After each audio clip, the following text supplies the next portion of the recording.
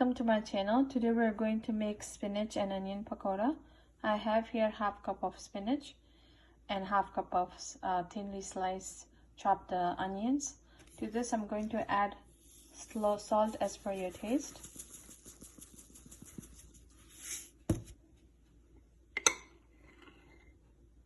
Half a cup of gram flour.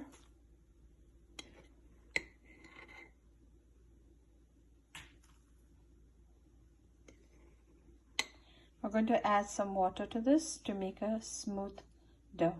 Batter is ready. Let's add one finely chopped green chili to this. It's your preference. You can even add masalas to this, but it is a very simple recipe.